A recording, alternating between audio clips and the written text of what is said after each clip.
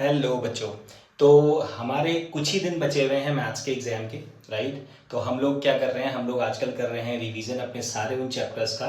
सबसे पहले हमने उन चैप्टर्स को लिया है जो ज़्यादा स्कोरिंग है और बच्चों के लिए बहुत इजी हैं फुल मार्क्स अटेन करने के लिए, ठीक है। तो आज हम देख रहे हैं उन चैप्टर्स को, like chapter number 5 AP, chapter number 7 coordinate geometry, और उसके बाद हम डिस्कस करेंगे कुछ क्वेश्चंस एप्लीकेशन टू ट्रिग्नोमेट्री के, ठीक है। एंड देन उसके बाद नेक्स्ट जो हमारे थोड़े कुछ डिफिकल्ट चैप्टर्स हैं उनको हम अलग से सेपरेट वीडियोस में देखेंगे। तो आज के हम जो क्वेश्चंस लिए हैं वो है हमारे सिर्फ सेलेक्टेड क्वेश्चंस जो हमारे एग्जाम्स में जिस टाइप के क्वेश्चंस हमारे देखने को मिलेंगे। सबसे पहला जो हमारा फर्स्ट क्वेश्चन है जिसका नंबर है हमारा क्वेश्चन नंबर 8, राइट। इन नंबरिंग को इग्नोर करिएगा। Write the common difference of the AP whose nth term is an equals to 3n + 7। अब यहाँ पे आपको ये याद रखना है कि जब भी हमारे पास कोई भी इक्वेशन nth टर्म के फॉर्म में दी हो, दैट मीन्स an के फॉर्म में दी हो, राइट। तो an इक्वल्स टू 3n + 7, यहाँ पे हमें इस n की वैल्यू को हमें सब्स्टिट्यूट करना है। अगर हम n की वैल्यू 1 सब्स्टिट्यूट करेंगे तो यहाँ पे हमें मिल जाएगा a1 दैट इज 3 × 1 + 7, या आ जाएगा 3 + 7 और जो होता है 10। तो हमारे पास फर्स्ट टर्म निकल के आ गई 10, राइट। तो ये याद रहे कि किसी भी क्वेश्चन में, ये क्वेश्चन आपका 2 मार्क्स में भी आ सकता है और 4 नंबर में भी आ सकता है। कभी भी किसी इक्वेशन में आपको an, किसी क्वेश्चन में an देता है, किसी क्वेश्चन में sn के फॉर्म में दे देता है। दोनों के कंसेप्ट अलग अलग हैं, बट फिलहाल बेसिक कंसेप्ट ये है कि यहाँ पे हमें n की वैल्यू को खुद सब्स्टिट्यूट करना होता है।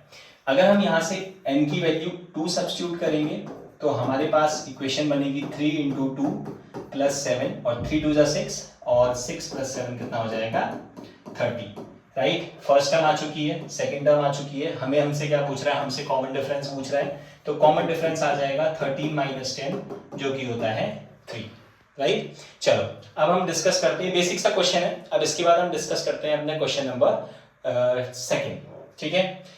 क्वेश्चन नंबर सेकंड हमसे कह रहा है what will be the value of a8 - a4 for the following AP. हमें एपी गिवन है, यहाँ पे हमारे पास a की वैल्यू कितनी है 4। अगर हम d की बात करें, d हमारा आता है सेकंड टर्म में से फर्स्ट टर्म माइनस करके, तो 9 - 4 आ जाएगा 5, और यहाँ पे हमें लास्ट टर्म भी गिवन है दैट इज 254। लास्ट टर्म को हम an से रिप्रेजेंट कर सकते हैं, an इक्वल्स टू 254। अब बेसिकली यहाँ पे हमसे बात क्या कर रहा है, हमसे पूछ रहा है a8 - a4। तो यहाँ पे हमें क्या करना है, हमें सबसे पहले जो चीज फाइंड आउट करनी है हम उसको लिखेंगे एंड हम इसे ब्रेक करेंगे इसके फॉर्मूले में। तो यहाँ पे हम लोग a8 को लिख सकते हैं a + 7d माइनस, अब यहाँ पे जब भी माइनस साइन आए तो ये ध्यान रहे कि ये माइनस साइन आगे के साइन सबको क्या करता है, रिवर्स कर देता है, चेंज कर देता है। तो हम यहाँ पे उसको, उस मिस्टेक से बचने के लिए हम यहाँ पे पहले से ही ब्रैकेट अप्लाई कर दे रहे हैं, ब्रैकेट यूज कर रहे हैं। a4 को लिखा जा सकता है a + 3d, एंड इसको जब हम ओपन करेंगे तो ये हो जाएगा -a और -3d। इसको सॉल्व करेंगे, देखिए -a से +a कैंसिल आउट हो जाएगा, 7d - 3d हमारा देगा हमें 4d, और यहाँ पे जो d की वैल्यू आई है वो आई है 5, तो 4 × 5 कितना हो जाएगा, दैट इज 20। तो इसका मतलब a8 - a4 की जो वैल्यू होगी वो क्या होगी, 20 होगी, ठीक है। और ऐसे क्वेश्चंस पे हमेशा आप इक्वेशंस पे पहले ब्रेक करके सॉल्व कर लेना, उसके बाद ही आप आंसर फाइंड आउट करना। अदरवाइज अगर आप पहले a8 निकालोगे देन a4 निकालोगे तो ये थोड़ा सा क्या हो जाएगा, थोड़ा सा बिट कॉम्प्लिकेटेड और थोड़ा सा लॉन्ग मेथड में हो जाएगा, ठीक है। चलिए इसका फटाफट जल्दी से स्क्रीनशॉट ले लो। एंड इस वीडियो में हम लोग क्या करने वाले हैं, पहले मैं कुछ टाइम दूंगा आपको इस क्वेश्चन को सॉल्व करने के लिए। तो अगर आपको क्वेश्चन अटेम्प्ट कर पाओगे तो उसको क्या करना, उसका फाइंड आउट, उसके आंसर्स फाइंड आउट करना पहले, एंड देन उसके बाद आप इसका सॉल्यूशन चेक करना। चलो अब आप बढ़ते हैं अपने नेक्स्ट क्वेश्चन की तरफ, ठीक है। तो जो नेक्स्ट क्वेश्चन है हमारा वो है find the 15th term from the last term of this AP, ठीक है। चलो आपके पास फटाफट 1 मिनट है इसे जल्दी से सॉल्व करने के लिए।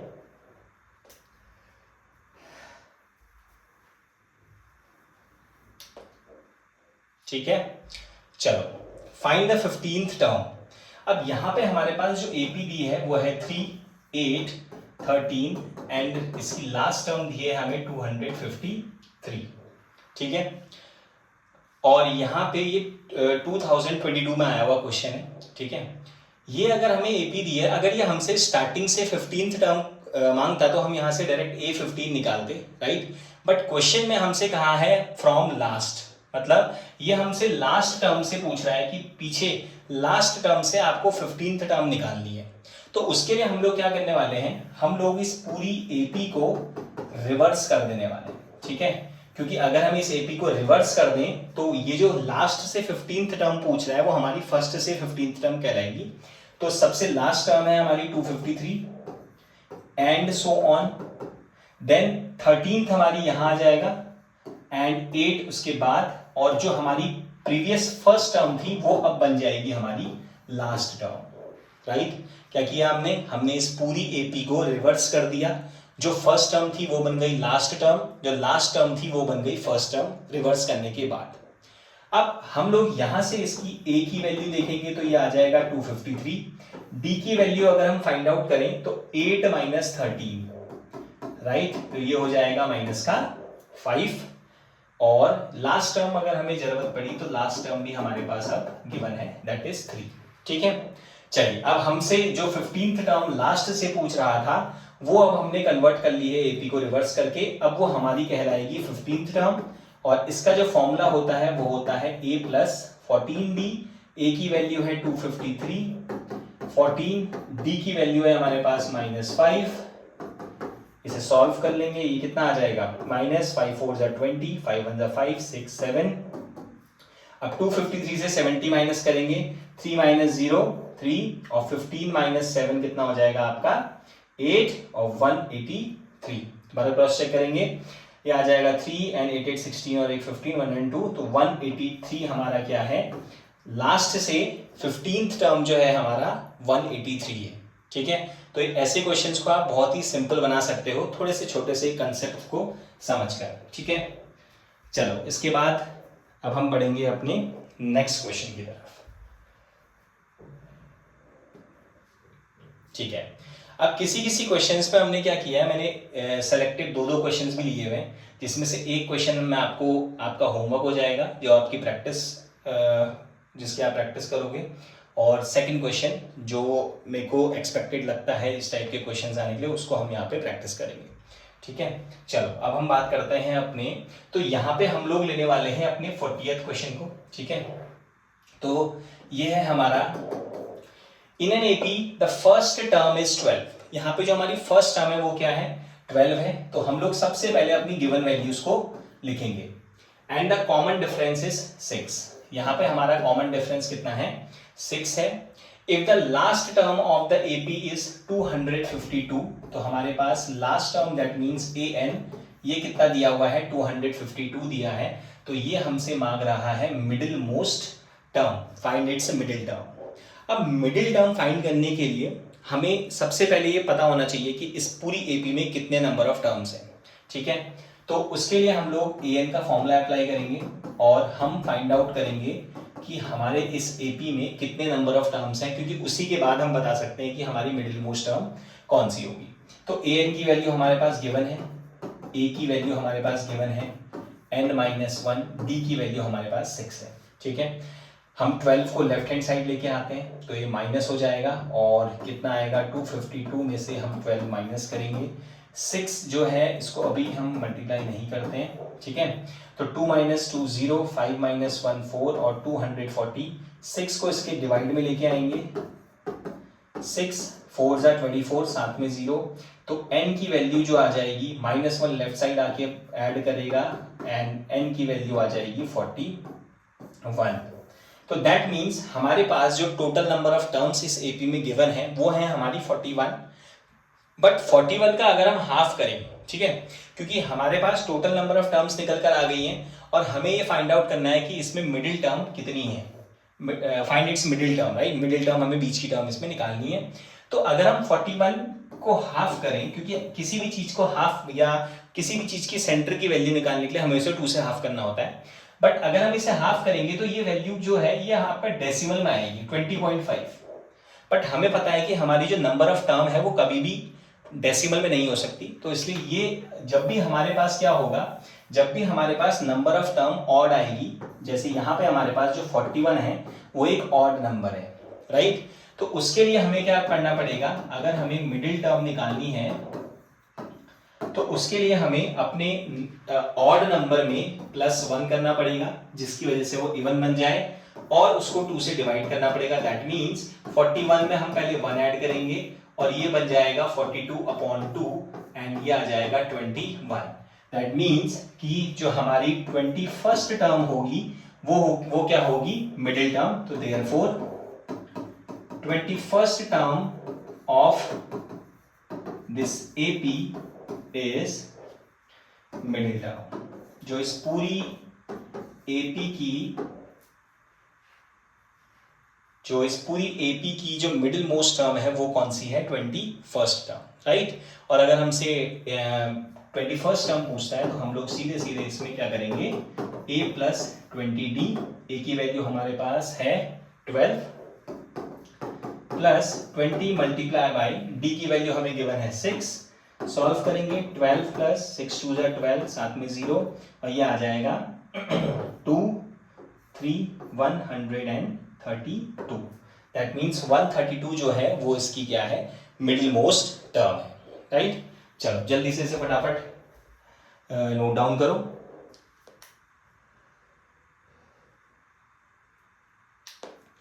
इसके बाद हम करेंगे इसका नेक्स्ट पार्ट।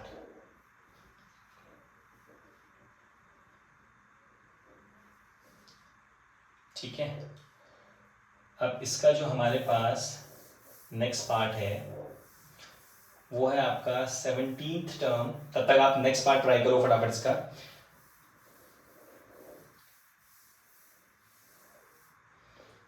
ठीक है, अब इसके बाद जो हमारे पास नेक्स्ट पार्ट है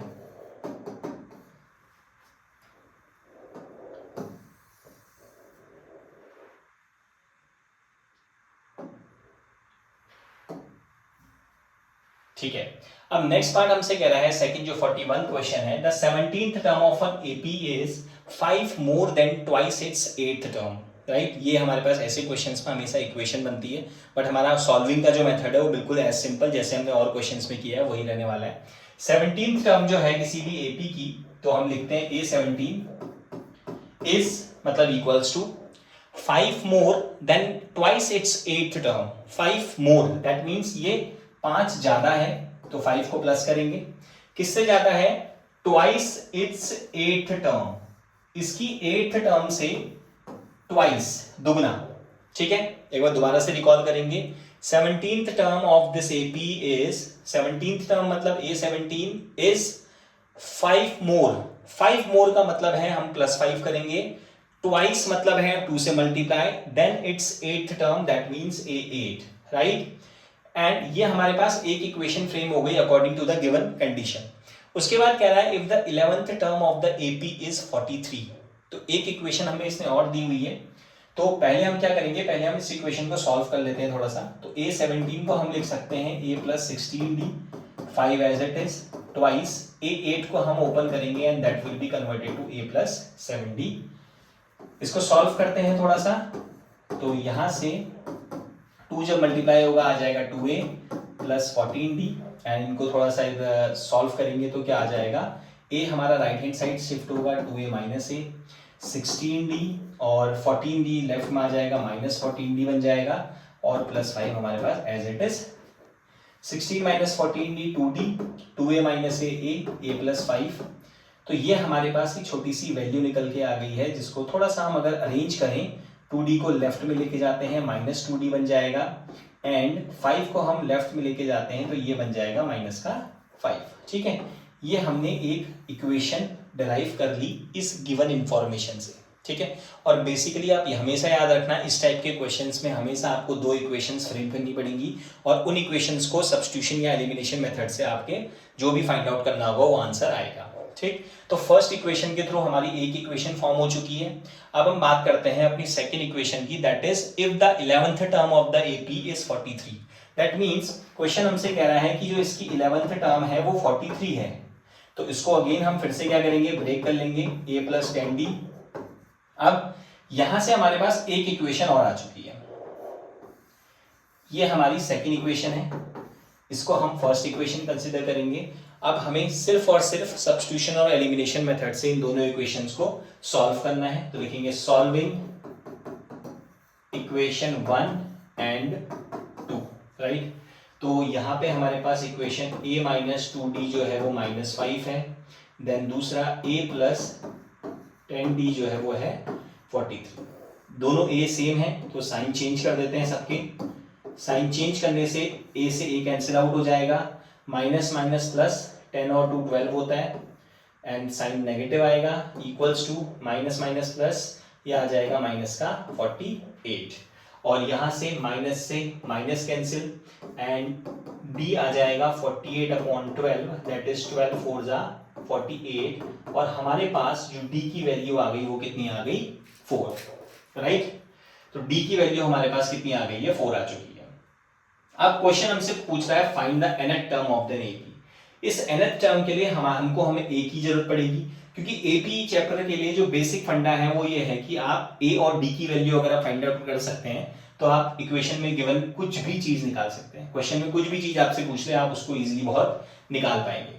तो यहाँ से अब हम क्या करते हैं, हम इस d की वैल्यू को सब्स्टिट्यूट कर देते हैं किसी भी इक्वेशन में। ये इक्वेशन थोड़ी छोटी लग रही है, इसमें पुट करते हैं, तो a minus 2d equals to -5, और जब हम यहाँ से इसकी वैल्यू पुट करेंगे तो यह आ जाएगा a minus 8 equals to -5, and this -5 plus 8, और ये बन जाएगा 3, -5 प्लस 8 हो जाएगा हमारे पास 3। तो a की वैल्यू आ चुकी है, d की वैल्यू आ चुकी है हमारे पास। तो अब हम क्या करेंगे, सीधे हमें फाइंड आउट करना है nth टर्म। तो nth टर्म के लिए फॉर्मूला होता है an equals to a plus n minus 1 into d, और a की वैल्यू 3, n हमारे पास, हमें n फाइंड आउट करना है।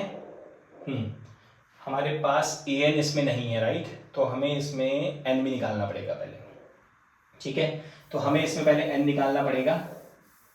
तो nth टर्म के लिए हम लोग क्या करेंगे, a और d हमारे पास आ चुका है, तो हम इसमें फॉर्मूला तो सेम वही रखेंगे, a plus n minus 1 into D, जहाँ पे a की वैल्यू हो जाएगी आपके पास 3, n की जगह हम n रख देंगे, एंड d की जो वैल्यू है वो आ जाएगी आपका 4, equals to 3 plus 4n minus 4, and ये बन जाएगा 4n माइनस 1।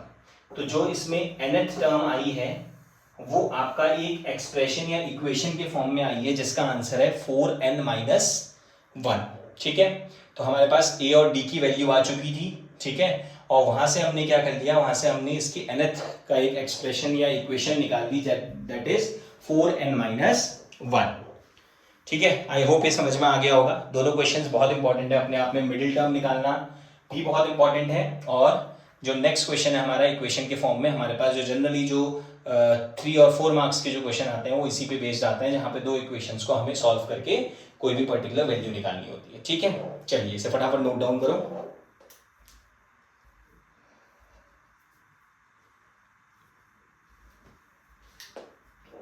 ठीक है, अब अपने नेक्स्ट क्वेश्चन की तरफ बढ़ते हैं। नेक्स्ट क्वेश्चन है हमारा, find the relation between x and y such that the points x, y is equidistant from the point this and this। तो यहाँ पे सबसे पहले हम लोग क्या करेंगे, हम लोग इसमें पहले एक रफ डायग्राम बना रहे हैं, ठीक है। ये रफ डायग्राम कोई कंपल्सरी नहीं है, बट ये डायग्राम हमें हेल्प करता है हमारे कैलकुलेशन पार्ट को थोड़ा सा स्ट्रॉन्ग करने में और वैल्यूज को स्पीड बढ़ाने में, ठीक है। तो एक पॉइंट है जो है x, y, और ये पॉइंट इक्विडिस्टेंट है, इसको हम नाम दे देते हैं C। ये इक्विडिस्टेंट है कोई दो कोऑर्डिनेट से या पॉइंट से 7,1, और B का नाम, B इसको दूसरा नाम देते हैं इसके कोऑर्डिनेट से 3,5। अब यहाँ पे सबसे पहले जो मिस्टेक होती है, इस इक्विडिस्टेंट वर्ड को बहुत ध्यान से समझिएगा। जिस भी क्वेश्चन में आपके पास इक्विडिस्टेंट वर्ड आएगा तो वहां पे आप मिडिल टर्म या मिड पॉइंट फॉर्मूला या सेक्शन फॉर्मूला नहीं अप्लाई करोगे। सबसे पहली मिस्टेक जो बच्चे बहुत ज्यादा करते हैं, जब भी आपके पास क्वेश्चन में इक्विडिस्टेंट लिखा है, इसका मतलब आपको वहां पे डिस्टेंस फॉर्मूला लगाना है। आप मिड पॉइंट फॉर्मूला नहीं लगा सकते इस क्वेश्चन में, ठीक है। उसके बाद अगर हमसे क्वेश्चन में इक्विडिस्टेंट बोला है, दैट मींस कि AC वैल्यू और BC की जो वैल्यू होगी वो आपस में इक्वल होगी, तभी ये पॉइंट क्या होगा, दोनों पॉइंट से आपस में इक्वल डिस्टेंस पे होगा। तो उसके लिए हम लोग क्या करेंगे, हम लोग लिखेंगे AC जो है वो BC के इक्वल होना चाहिए, राइट, क्योंकि क्वेश्चन कह रहा है ये पॉइंट इक्विडिस्टेंट है, दैट मींस ये वाली डिस्टेंस एंड ये वाली डिस्टेंस आपस में क्या होगी, इक्वल होगी। अब डिस्टेंस फॉर्मूले में हमें पता है कि हमारे पास स्क्वायर रूट आता है, राइट। तो स्क्वायर रूट हमारे पास दोनों साइड से आएगा, तो इस स्क्वायर रूट को इरेज या हटाने के लिए हमें दोनों साइड स्क्वायरिंग करनी पड़ेगी। तो इसीलिए उससे पहले हम लोग क्या कर रहे हैं, इस AC को स्क्वायर बना दे रहे हैं एंड BC का भी स्क्वायर कर दे रहे हैं, जिससे कि हमें रूट नहीं लगाना पड़ेगा। रूट हमारा एक स्टेप हमारा इजीली मिस या स्किप हम कर सकते हैं, ठीक है। अब यहाँ पे जब हम इसमें x1 y1 and x2 y2 की वैल्यू सब्स्टिट्यूट करेंगे तो यह आ जाएगा x2 y2, इसको हम कंसिडर कर लेते हैं x1 y1। तो जब हम AC को वैल्यू पुट करेंगे तो x -7 का होल स्क्वायर प्लस y -1 का होल स्क्वायर, ये फॉर्मूला यूज कर रहे हैं x2 -x1 का whole square plus y2 -y1 का होल स्क्वायर, एंड इसका जो अंडर रूट होता है वो हमने इस स्क्वायर से हटा दिया है, ठीक है।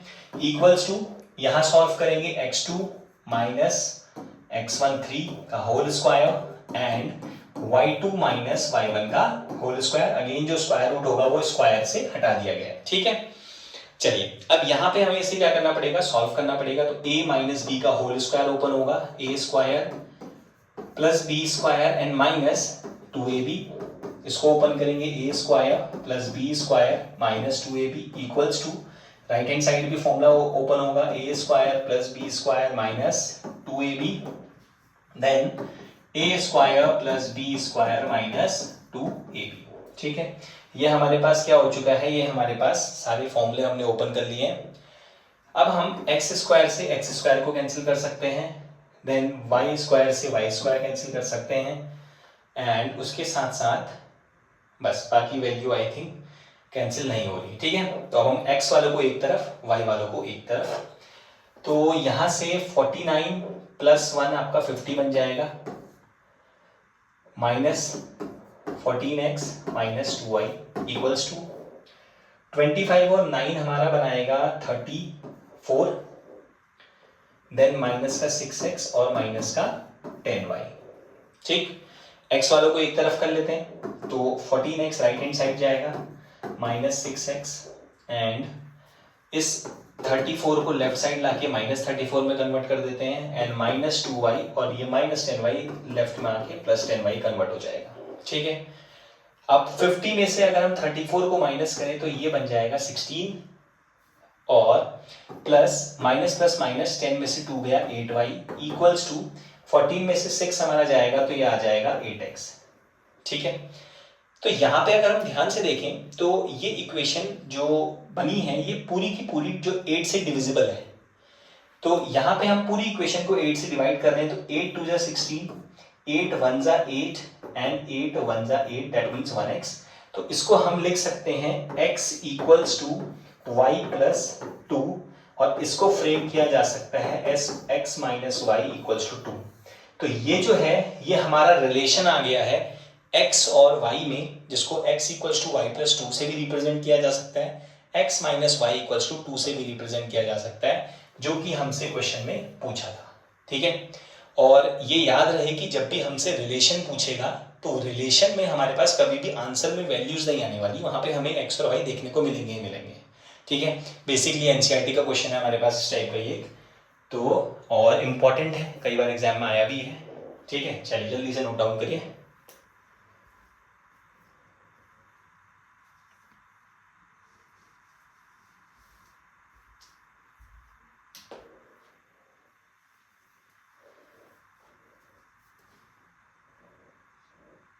ठीक है, तो अब नेक्स्ट क्वेश्चन देखते हैं, ठीक है। ये भी हमारा किससे है, ये हमारा कोऑर्डिनेट से है। A line intersects the y axis and x axis at a point p and q। If this is the mid point of pq then find the coordinates of p and q। बहुत अच्छा question है and थोड़ा सा conceptual है, ठीक है। ये कह रहा है एक लाइन है जो इंटरसेक्ट कर रही है y और x एक्सिस को P और Q पॉइंट पे, एंड तो हम एक एग्जांपल ले लेते हैं, ये पॉइंट P है, ये पॉइंट Q है। If this is the mid point of PQ, अगर हम ये जो कोऑर्डिनेट्स दिए हैं 2, -5, ये कह रहा है कि ये जो पॉइंट है लेट्स से ये Z पॉइंट है, ठीक है।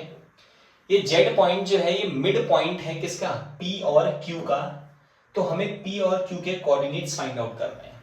ठीक है, यहाँ पे हमारे पास जो क्वेश्चन है, ये क्वेश्चन बेसिकली ये बता रहा है, ठीक है, तो यहाँ पे जो ये जो P और Q है, ठीक है, अ लाइन इंटरसेक्ट्स y। अब ये जो PQ जो लाइन है हमारे पास, इसमें एक जो पॉइंट है वो y एक्सिस को इंटरसेक्ट कर रहा है और एक जो है वो x एक्सिस पर इंटरसेक्ट कर रहा है, राइट। तो यहाँ पे जो ये y axis and x axis mention है, इससे हमारे पास एक इन्फॉर्मेशन निकल के आती है, जैसे कि ये y जो y एक्सिस पे इंटरसेक्ट करेगा, दैट मींस उसका x कोऑर्डिनेट 0 होगा, राइट। एंड जो पॉइंट आपका x एक्सिस पे लोकेट करेगा या इंटरसेक्ट करेगा, दैट मींस उसका y कोऑर्डिनेट 0 होगा। तो यहाँ पे अगर हम इस P को कंसिडर करें कि P हमारा क्या कर रहा है, P पॉइंट हमारा y एक्सिस पे इंटरसेक्ट कर रहा है, तो दैट मींस इसका x एक्सिस जो होगा वो क्या होगा, 0 होगा।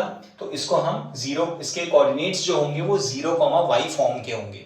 देन अगर बात करें Q की, तो Q अगर x एक्सिस पे इंटरसेक्ट कर रहा है, दैट मींस उसका जो y कोऑर्डिनेट होगा वो क्या होगा, 0 होगा। ठीक है, ये इस फॉर्म के होने वाले हैं। अब उसके बाद अगर हम बात करें तो क्वेश्चन में कह रहा है कि ये क्या है, ये हमारे पास मिड पॉइंट है। तो अगर ये मिड पॉइंट है तो हम यहाँ पे मिड पॉइंट फॉर्मूला यूज कर सकते हैं। तो मिड पॉइंट फॉर्मूले के लिए हमेशा याद रहे कि हमारे जो सेंटर पॉइंट होते हैं, जो मिड पॉइंट की जगह पे होंगे, उसके कोऑर्डिनेट हमेशा x, y फिक्स होते हैं। तो दैट मींस हमें यहाँ पे इसे y1, इसको हम यहाँ पे इसको हम कंसिडर करते हैं x1, y1, इसे कंसिडर करते हैं x2 एंड y2, राइट। तो ये हमने क्या किया, अपने कोऑर्डिनेट्स को नेमिंग दे दी। ये याद रहे, जो पॉइंट सेंटर पे होगा उसके कोऑर्डिनेट फिक्स होंगे x, y, बाकी first coordinate x1, y1, second coordinate x2, y2। And ये जो हमने x2, 0 और 0, y1 लिखा है, ये हमने लिखा है इस इंफॉर्मेशन से कि जो लाइन है वो x एक्सिस और y एक्सिस पे इंटरसेक्ट कर रही है। जो लाइन x एक्सिस पे इंटरसेक्ट करेगी उसका y एक्सिस 0 या y कोऑर्डिनेट 0, जो लाइन x एक्सिस पे इंटरसेक्ट करेगी उसका y कोऑर्डिनेट 0। ठीक है, चलिए अब इसके बाद हम इसे आगे फर्दर सॉल्व करेंगे। तो अब यहाँ पे हमारे पास मिड पॉइंट फॉर्मूला अगर हम अप्लाई करें, तो अगर हमारे पास x का फॉर्मूला होता है x1 plus x2 upon 2। x की वैल्यू हमारे पास 2 गिवन है, x1 0, x2 की वैल्यू की बात करेंगे तो ये हमने x2 कंसिडर किया है and divided by 2। 2 multiply by 2 4, तो 4 0 प्लस x2 एंड हमारे पास जो x2 की वैल्यू आ गई दैट इज 4। इसका मतलब यहाँ पे हमारा जो कोऑर्डिनेट है वो है 4, 0, राइट। देन अगर हम y के लिए फॉर्म करेंगे तो y का फॉर्मूला हो जाएगा y1 plus y2 upon 2, y की value -5, y1 is y1, y2 की वैल्यू हमने 0 एंड डिवाइडेड बाई 2। इसको सॉल्व करेंगे, आ जाएगा -10 इक्वल्स टू y1। तो ये हमारे पास क्या आ चुका है, ये हमारे पास वैल्यू आ चुकी है कि y1 क्या है, -10। तो यहाँ पे हम इसके कोऑर्डिनेट्स मेंशन करेंगे तो ये आ जाएगा 0, -10, राइट। तो इसका बेसिकली जो हमारा जो एक्चुअल डायग्राम जो इसका बनना चाहिए वो इस टाइप से बनना चाहिए। ये हमारा y एक्सिस, ये हमारा x एक्सिस एंड जो लाइन है वो इस तरह से इसको कट कर रही है, इंटरसेक्ट कर रही है। ठीक है, चलिए फिलहाल अभी हमें कोऑर्डिनेट्स फाइंड आउट करने थे, तो हमारे जो कोऑर्डिनेट्स हैं वो 0, -10 और 4, 0 फाइंड आउट हो चुके हैं। चलिए इसको जल्दी से फटाफट लिखिए।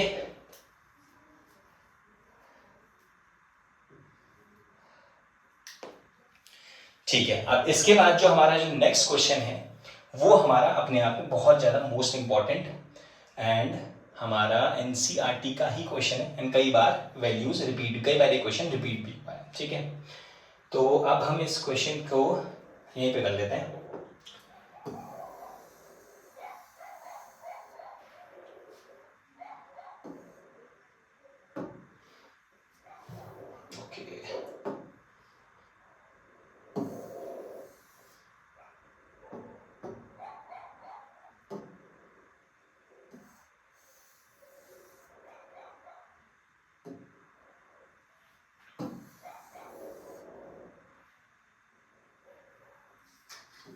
चलिए अभी जो हमारा नेक्स्ट क्वेश्चन है ये है हमारा पैरेललोग्राम को लेके, और अपने आप में बहुत इंपॉर्टेंट है एंड कई बार एग्जाम में आया हुआ है बोर्ड में। तो अब जो हमारे पास क्वेश्चन है ये कह रहा है कि ABCD वर्टिसेस हैं किसी पैरेललोग्राम के। तो अगर हम किसी भी पैरेललोग्राम की बात करें तो पैरेललोग्राम हमारे पास इस टाइप का एक रफ डायग्राम हम बना लेंगे। यहाँ पे ध्यान रहे कि जो हम कोऑर्डिनेट्स लेंगे या जो नेमिंग लेंगे वो हमारा एक सीक्वेंस में होना चाहिए, ठीक है। सीक्वेंस का मतलब है आइदर हम एंटी क्लॉकवाइज बात करेंगे या फिर हम इनकी नेमिंग क्लॉकवाइज करेंगे। तो अगर हम बात करें ए की, तो इसके कोऑर्डिनेट्स दिए हैं -2, 1 एंड बी के कोऑर्डिनेट्स हैं आपका a, 0, सी के कोऑर्डिनेट्स हैं हमारे पास 4, b एंड डी के कोऑर्डिनेट्स है 1, 2। अब यहां पे हम लोगों को क्या करना है, हम लोगों को पैरेललोग्राम की कुछ प्रॉपर्टीज पता होनी चाहिए। तो यहां पे हमारे पास जो पैरेललोग्राम के डायगोनल्स होते हैं वो एक दूसरे को बाइसेक्ट करते हैं। बाइसेक्ट का मतलब है ये दोनों के दोनों डायगोनल्स एक दूसरे को एक कॉमन पॉइंट पे कट करेंगे, दैट इज हमने जिसको नेम दिया है O, राइट। तो हम लोग ऐसे क्वेश्चंस पे क्या करने वाले हैं, हमें फाइंड आउट करनी है वैल्यू A और B की। उसके बाद तो हम लोग सबसे पहले इन दोनों का सेंटर पॉइंट निकालेंगे, दैट इज O। तो हम इसमें लिखेंगे mid point of BD, right. BD हमारे पास एक डायगोनल है एंड ये मिड पॉइंट होता है, तो हम इसमें मिड पॉइंट फॉर्मूला यूज करने वाले हैं। तो जो हमारा फॉर्मूला देगा x, y इक्वल्स टू, यह आ जाएगा x1 plus x2 upon 2, y1 plus y2 upon 2। जो अभी हमने फॉर्मूला एक प्रीवियस क्वेश्चन में यूज किया उसी को हम दोबारा यूज कर रहे हैं। यहां से जो हमारे पास वैल्यूज निकल के आएंगी, देखिए इसको हम दे रहे हैं x1, y1, ये हमारे पास आ जाएगा x2 एंड y2। तो x1 की वैल्यू है 1, x2 है a अपॉन 2, y1 है 2 एंड y2 है 0 अपॉन 2। सॉल्व करेंगे, ये 1 प्लस a ही रहेगा डिवाइडेड बाई 2 एंड 2 अपॉन 2 हमारे पास क्या आ जाएगा, 1 आ जाएगा, ठीक है। तो हमारे पास BD के मिड पॉइंट आ चुके हैं, दैट मीन्स इस O पॉइंट के जो कोऑर्डिनेट्स हैं वो हैं 1 plus a upon 2 and 1। Then यही सेम चीज हम करने वाले हैं दूसरे डायगोनल पे, दैट इज AC। और AC का अब हम मिड पॉइंट निकालेंगे, तो हम लिखेंगे mid point of AC। Again अब मैं फॉर्मूला हम ऑलरेडी मेंशन कर चुके हैं, तो अब हम डायरेक्ट यूज करेंगे, ठीक है। तो ये अब हमारे पास हो जाएगा इस वाले कोऑर्डिनेट, इस वाले डायगोनल के लिए x1 y1 एंड ये हो जाएगा x2 y2, ठीक है। तो फॉर्मूला ऐड करेंगे -2 मतलब x1 plus x2 4 divided by 2, y1 is 1 plus b upon 2। ये हमारे पास -2 प्लस 4 आ जाएगा 2 अपॉन 2, कैंसिल करके 1 एंड इसको हम ऐड नहीं कर सकते। तो ये हमारे पास हमारा फर्स्ट कोऑर्डिनेट है, ये हमारा सेकंड कोऑर्डिनेट है एंड ये दोनों कोऑर्डिनेट्स हैं mid point of diagonal BD and AC, that is O। That means ये पॉइंट जो है ये क्या एक कॉमन पॉइंट है दोनों डायगोनल्स के लिए, BD के लिए और AC के लिए। इसका मतलब जो हमारा इस AC BD डायगोनल का जो x कोऑर्डिनेट होगा that must be equal to x coordinate of the diagonal AC। तो हम दोनों इसके x को और इस वाले x के कोऑर्डिनेट्स को इक्वल करेंगे, इसके y कोऑर्डिनेट और इसके y कोऑर्डिनेट को इक्वल करेंगे एंड हमें क्या मिल जाएगा, हमारा आंसर मिल जाएगा, ठीक है। चलिए अब इसको हम क्या करते हैं, इसे इरेज कर देते हैं, डायग्राम का हमारा कोई मतलब नहीं है, ठीक है। अब हमारे पास क्या करना है, हमें इसके x कोऑर्डिनेट को लेना है 1 प्लस a अपॉन 2, ये इक्वल होगा इसके x कोऑर्डिनेट के, that is equals to 1। Cross multiply करेंगे 1 प्लस a, 2 यहाँ 1 के साथ जाएगा 2 आ जाएगा और a की वैल्यू 2 माइनस 1 दैट मीन्स 1। ये हमारे पास a की वैल्यू आ गई है, राइट। एंड उसके बाद हम इसके b कोऑर्डिनेट, इसके y कोऑर्डिनेट को इस y कोऑर्डिनेट के साथ इक्वल करेंगे, that is 1 equals to 1 plus b upon 2। Cross multiply 2 equals to 1 plus b और b की वैल्यू आ जाएगी 2 minus 1 and b equals to आ जाएगा हमारे पास 1। ये हमारे पास दोनों a और b की वैल्यू आ चुकी है, ठीक है। एंड उसके बाद हमसे पूछ रहा है find the length of its sides. तो हम क्या करेंगे, इसमें सीधे a और b की वैल्यू सब्स्टिट्यूट करके इसकी लेंथ निकाल लेंगे यूजिंग डिस्टेंस फॉर्मूला, ठीक है। चलिए ये डिस्टेंस आप क्या करेंगे, लेंथ जो है आप खुद निकालेंगे। चलो उसके बाद फटाफट जल्दी से इस क्वेश्चन को लिखो एंड उसके बाद हम बढ़ते हैं अपने नेक्स्ट क्वेश्चन की तरफ। चलो तो अब बढ़ते हैं हम अपने नेक्स्ट क्वेश्चन की तरफ, ठीक है। नेक्स्ट क्वेश्चन अगेन फिर है हमारा, find the ratio in which the line segment joining the point this and this is divided by the x axis. ठीक है, चलिए बहुत अच्छा क्वेश्चन है एंड इस टाइप के क्वेश्चंस आपको आपके एग्जाम्स में देखने को मिलेंगे ही मिलेंगे, राइट। जितने क्वेश्चंस हम कर रहे हैं यहाँ पे ये सारे वो टॉपिक्स हैं जो मोस्ट इंपॉर्टेंट कई बार रिपीट हुए हैं, और इन क्वेश्चंस अगर आपने इन क्वेश्चंस को बहुत ही ध्यान से अच्छे से समझ लिया तो गारंटी है कि आपका कोई क्वेश्चन छूटेगा नहीं, राइट, क्योंकि ये सारे उन सारे टॉप चैप्टर्स के कंसेप्ट को कवर कर रहा है जो आपके टॉपिक्स या आपके बुक में कवर हैं। ठीक है, चलिए अब नेक्स्ट क्वेश्चन हम देखते हैं आपके पास, फाइंड द रेशियो। ठीक है, सबसे पहले जैसे ये वर्ड आ जाए ना फाइंड द रेशियो, तो आपकी सबसे पहली लाइन आपकी कॉपी में होगी, let the ratio B k:1। ये याद रहे हमेशा, जैसे ही क्वेश्चन में लिखा होगा फाइंड द रेशियो तो आपकी सबसे पहली लाइन होगी let the ratio B k:1, और इसका एक रफ डायग्राम हम लोग बना लेंगे जिससे हम जो हमारी कैलकुलेशन में हमें क्या करेगा, हेल्प करेगा। 1, -3 एंड सेकंड कोऑर्डिनेट है 4, 5। इसको नेम दे देते हैं a, इसको दे देते हैं b, एंड यहां पे एक कोऑर्डिनेट मान लेते हैं c जो इसको डिवाइड कर रहा है, क्योंकि जब तक ये डिवाइड नहीं करेगा तब तक रेशियो नहीं आएगा। ठीक है, अब उसके बाद हमें जो सेकंड चीज जो हमें ध्यान रखनी है वो ये है कि यहाँ पे इन्होंने क्वेश्चन में लिखा है कि डिवाइडेड बाय एक्स एक्सिस। ठीक है, and divided by x axis का मतलब मैं अभी आपको समझा चुका हूं, जब भी एक्स एक्सिस बोलेगा तो उसके वाई कोऑर्डिनेट को 0 कर दीजिएगा, अगर वाई एक्सिस बोलेगा तो एक्स कोऑर्डिनेट को आप 0 कर देना। ठीक है, तो यहाँ पे फिलहाल अभी हमसे कहा है कि ये एक्स एक्सिस डिवाइड कर रही है तो उसका वाई कोऑर्डिनेट क्या हो जाएगा, 0 हो जाएगा, तो x कोऑर्डिनेट कुछ भी हो सकता है तो हम उसकी जगह पे x लिख देते हैं। ठीक है, देन इसके बाद हमें फाइंड आउट करना है रेशियो, तो हमने अभी एज्यूम किया है कि इसका रेशियो क्या होगा, k:1, तो आप यहाँ k लिखिएगा, यहाँ 1। अब जब भी हमारे पास रेशियो का क्वेश्चन आता है तो हमारे पास एक ही फॉर्मूला है, दैट इज सेक्शन फॉर्मूला, और उसके लिए हमारे पास जो कोऑर्डिनेट्स की नेमिंग होती है वो होती है, मैंने कहा था जो पॉइंट डिवाइड करता है उसके कोऑर्डिनेट्स होते हैं x, y, राइट। जो फर्स्ट कोऑर्डिनेट है x1 y1, सेकंड कोऑर्डिनेट है x2 y2, ये फिक्स है, आप इनको चेंज नहीं कर सकते। ठीक है, जो पॉइंट डिवाइड कर रहा है उसके कोऑर्डिनेट्स x, y, फर्स्ट वाला कोऑर्डिनेट x1 y1, सेकंड वाला कोऑर्डिनेट x2 y2, राइट। अब उसके बाद हम लोग सीधे क्या करेंगे, हम लोग फॉर्मूला यूज करेंगे। यहां पे जब भी हमें रेशियो फाइंड आउट करना है या तो हम x पे सेक्शन फॉर्मूला लगाएंगे या फिर हम y पे सेक्शन फॉर्मूला लगाएंगे, राइट।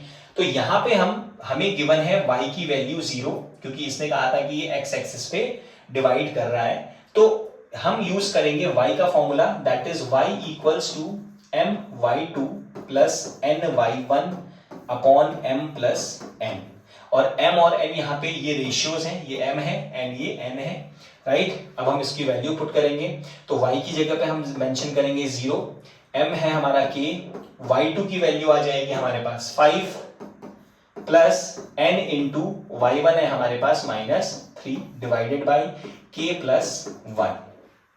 ठीक है, अब जब ये k प्लस 1 क्रॉस मल्टीप्लाई होगा 0 के साथ तो ये बन जाएगा 0, एंड यहां आ जाएगा 5k एंड -3। -3 को हम लेफ्ट साइड भेजेंगे तो ये बन जाएगा 3 इक्वल्स टू 5k, और हमें निकालना है k, 5 जब अपॉन में जाएगा तो ये बना देगा 3/5, राइट।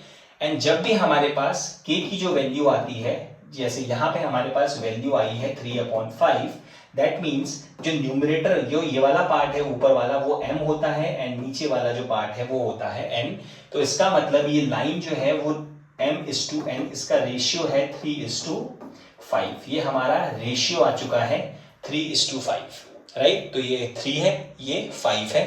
अब उसके बाद इस क्वेश्चन में कह रहा है find the coordinates of the point on x axis, that means हमसे अब इस एक्स कोऑर्डिनेट की बात भी कर रहा है, हमसे ये कोऑर्डिनेट पूछ रहा है, तो अब हमारे पास कोऑर्डिनेट्स आ चुके हैं, तो अब हम क्या करेंगे, एक्स वाला सेक्शन फॉर्मूला लगा देंगे जो हमारे एक्स कोऑर्डिनेट को फाइंड आउट करेगा।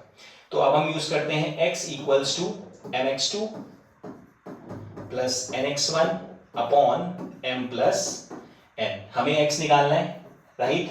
m की वैल्यू हमारे पास 3 आ चुकी है, x2 हमारे पास 4 है, n की वैल्यू हमारे पास 5 आ चुकी है, एंड x1 की वैल्यू हमारे पास है 1 डिवाइडेड बाय 3 + 5 एंड ये आ जाएगा आपका 4 3 12 + 5 डिवाइडेड बाई 8 एंड 12 एंड 5 आ जाएगा 17/8। दैट मीन्स जो हमारे पास x कोऑर्डिनेट है वो आ चुका है 17/8, 0। तो हमारे पास जो c हमने कंसिडर किया था, इस c के जो कोऑर्डिनेट्स हैं वो क्या है 17/8 इज टू 0, राइट। तो ये हमारा फाइनल आंसर है, ठीक है। चलिए, बहुत अच्छा क्वेश्चन है। याद रखिएगा, जब भी रेशियो दिया हो क्वेश्चन में तो आपको सबसे पहले लिखना है let the ratio B k/1, और यहाँ पे x और y में से आपको किसी एक चीज की हिंट मिलेगी। जैसे यहाँ पे क्वेश्चन में गिवन है कि it is divided by x axis, divided by x axis बोला है, इसका मतलब y कोऑर्डिनेट सीधे 0 हो जाएगा, और उसी y की हेल्प से हम क्या करेंगे, इस रेशियो को फाइंड आउट करेंगे, ठीक है। एंड इसमें एक चीज याद रहे कि अगर इनकेस कभी जो k की वैल्यू है, इनकेस कभी एक होल नंबर 2 आ जाती है लेट्स से, तो इसके नीचे आप इसको 1 कंसिडर करेंगे एंड ये रेशियो बन जाएगा m/n। यहाँ पे हमारे पास 3/5 था, तो 3 हमारा m हो गया एंड 5 जो है वो n हो गया। बट इनकेस कभी होल नंबर एक सिंगल नंबर आ जाता है तो उसके नीचे आप उसको 1 लगा सकते हैं, ठीक है। चलिए, इसके बाद ये हो गया हमारे पास। अब नेक्स्ट क्वेश्चन जो है, अगेन ये है हमारा इक्विडिस्टेंट वाले पार्ट पे। हम ऐसा क्वेश्चन ऑलरेडी पहले कर चुके हैं। याद रहे, इक्विडिस्टेंट में आप मिड पॉइंट फॉर्मूला या सेक्शन फॉर्मूला नहीं लगाएंगे। इक्विडिस्टेंट का मतलब है आपको डिस्टेंस फॉर्मूला यूज करना है, ठीक है। ये क्वेश्चन आप खुद करेंगे। चलो, इसके बाद हम बढ़ते हैं अपने नेक्स्ट क्वेश्चन की तरफ। यहाँ पे हमने बेसिकली कोऑर्डिनेट के ऑलरेडी सारे क्वेश्चन हमने कर लिए हैं, ठीक है। जितने भी हमारे इंपॉर्टेंट क्वेश्चन है, पैरेललोग्राम वाले, इक्विडिस्टेंट वाले, रेशियोज वाले, इवन रिलेशन वाले, ठीक है, सारे क्वेश्चंस हम कर चुके हैं। तो अब हम इसके बाद अपने नए चैप्टर की तरफ बढ़ते हैं, जो है हमारा एप्लीकेशंस टू ट्रिग्नोमेट्री, ठीक है। ये क्वेश्चन, ये चैप्टर जो है ये थोड़ा सा डिफिकल्ट लगता है बच्चों को, बट बहुत इजी चैप्टर है। खाली आपको सिर्फ कुछ ट्रिग्नोमेट्रिक रेशियोज की वैल्यू आपको पता होनी चाहिए, ठीक है।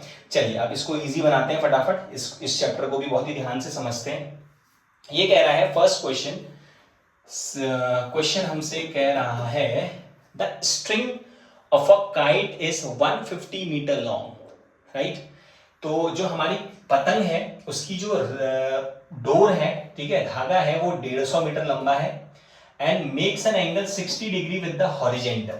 और ये क्या कर रहा है, हॉरिजेंटल के साथ 60 डिग्री बना रहा है। Find the height of the kite above the ground, ठीक है।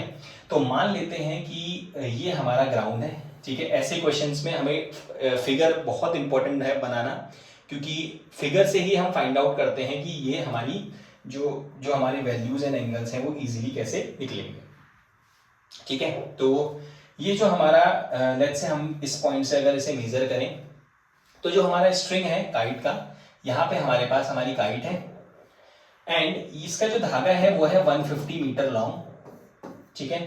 ये हमारा 150 मीटर लॉन्ग है and makes an angle 60 degree with the horizontal. 60 degree का ये हॉरिजेंटल के साथ एक एंगल फॉर्म कर रही है। तो ये हमसे पूछ रहा है find the height of the kite above the ground. तो ये हमसे ये वाली वैल्यू पूछ रहे हैं। ये जो वैल्यू है ये हमसे, एंड हमें पता है कि जो हाइट जो होती है वो हमेशा 90 डिग्री फॉर्म करती है। एंड ऐसे केस में आप हमेशा याद रखिएगा, जब भी आप ट्रिग्नोमेट्री का कोई भी क्वेश्चन करेंगे, भले वो एप्लीकेशन का हो या फिर वो ट्रिग्नोमेट्री का हो, तो इसमें हमारे पास हमेशा राइट एंगल ट्रायंगल बनता है। तो हमें बेसिकली काइट, क्लाउड्स और बिल्डिंग बनाने की जरूरत नहीं है, हमें चाहिए एक राइट एंगल ट्रायंगल। तो ये हमने राइट एंगल ट्रायंगल बना लिया है और हमें फाइंड आउट करनी है हाइट। तो हम इसको h कंसिडर कर ले रहे हैं। तो सबसे पहले हम लिख देंगे let the height BC B h metre, right. हमने इसे कंसिडर कर लिया कि ये हमारा क्या है, हाइट जो है इसकी h मीटर है। अब इसको अगर हम सॉल्व करें तो हमें सिर्फ और सिर्फ ये ध्यान रखना है कि हमें एंगल पता होना चाहिए। इसके सामने जो साइड होती है, जिस भी एंगल को आप यूज कर रहे हैं या जो एंगल आपको फाइंड आउट करना है, उस एंगल के सामने जो साइड होगी वो हमेशा और हमेशा क्या होगी, परपेंडिकुलर। एंड जो 90 डिग्री के सामने जो साइड होगी वो होगी हमेशा हाइपोटेन्यूज, राइट। तो यहां पे हमें परपेंडिकुलर और हाइपोटेन्यूज की बात करनी है, क्योंकि हमें हाइपोटेन्यूज गिवन है और परपेंडिकुलर हमें फाइंड आउट करनी है, जो कि हमारा हाइट है उस काइट की, ठीक है। तो हमें ये देखना होगा कि हमारा कौन सा ट्रिग्नोमेट्रिक रेशियोज परपेंडिकुलर और हाइपोटेन्यूज पे वैल्यू फाइंड आउट करता है, ठीक है। तो यहाँ पे अगर हम बात करें तो साइन 60 डिग्री एक ऐसा एंगल है जो परपेंडिकुलर अपॉन हाइपोटेनस होता है, ठीक है। इसका जो साइन 60 का जो रेशियो है वो है perpendicular upon hypotenuse. Even cosec भी आप यूज कर सकते हो, कोसेक भी हमारे पास हाइपोटेनस और परपेंडिकुलर होता है, बट दोनों में से आप जो कोई सा भी एक यूज करेंगे तो आपका करेक्ट आंसर आएगा। साइन 60 की वैल्यू हमारे पास होती है √3/2। परपेंडिकुलर को हमने h कंसिडर किया है एंड जो हमारे पास हाइपोटेनस है वो हमारी वैल्यू है 150, ठीक है। इस 2 से हम इसको कैंसिल कर देते हैं, 2 7 जा 14 एंड 2 5 जा 10, 75 इधर जाएगा तो h की वैल्यू आ जाएगी 75√3 मीटर, ठीक है। और ऐसे क्वेश्चंस में हमारे पास जो वैल्यू है वो √3 के फॉर्म में आती है, तो हम इसे यहीं पे छोड़ देंगे, बट मेक श्योर कि डिनोमिनेटर में अभी अगर कभी कोई रूट में नंबर आए तो हमें उसे रेशनलाइज करना है, ठीक है। तो ये हमारा फाइनल आंसर आ गया कि जो हमारी हाइट है काइट की जमीन से वो कितनी है 75√3 मीटर। क्लियर? चलिए अब इसके बाद बढ़ते हैं अपने नेक्स्ट क्वेश्चन की तरफ, जो है हमारा क्वेश्चन नंबर 17। इसके बेसिकली मैं सारे क्वेश्चंस आपको कराऊंगा, 1 या 2 क्वेश्चन ही आपको मिलेंगे होमवर्क के लिए, क्योंकि अभी फिलहाल आई फील कि ये सारे क्वेश्चंस आपके लिए थोड़े से टफ होंगे, ठीक है। बट अगर आप इस वीडियो को अच्छे से समझेंगे तो ये क्वेश्चंस आपके लिए ईजी बन जाएंगे और आई एम वेरी श्योर कि आप एग्जाम में अटेम्प्ट करके आओगे। चलिए, the shadow of a vertical tower on level ground. जो हमारी शेडो है एक वर्टिकल टावर की है, राइट। वर्टिकल टावर का मतलब है कि ये क्या होगा, ग्राउंड के साथ लगा होगा, तो इसको हम इसे ग्राउंड कंसिडर करते हैं, ठीक है। ये लाइंस जो है वो वैसे हमेशा सीधी होनी चाहिए, तो ये हम एक लाइन कंसिडर, ग्राउंड है हमारा, इसे हम ग्राउंड कंसिडर कर रहे हैं, ठीक है। The shadow of a vertical tower on a level ground increases by 10 metre when the altitude of the sun changes from 45 degree to 30 degree. यहां पे हमसे कह रहा है कि एक जो हमारे पास एक टावर है, ठीक है, लेट्स से ये हमारे पास A, B एंड फिलहाल C, ये हमारे पास AB एक टावर है, ठीक है। और इसकी जो शेडो है वो 10 मीटर इंक्रीज हो जा रही है जब जो सन का एल्टीट्यूड, मतलब सन की जो हाइट है और वो 45 डिग्री से 30 डिग्री पे कन्वर्ट हो रही है। मतलब सन का एंगल जब 45 से 30 डिग्री पे इंक्रीज हो रहा है या डिक्रीज हो रहा है, तो जो हमारे टावर की जो हाइट है, शेडो है, वो क्या हो जा रही है, वो 10 मीटर बढ़ जा रही है, ठीक है।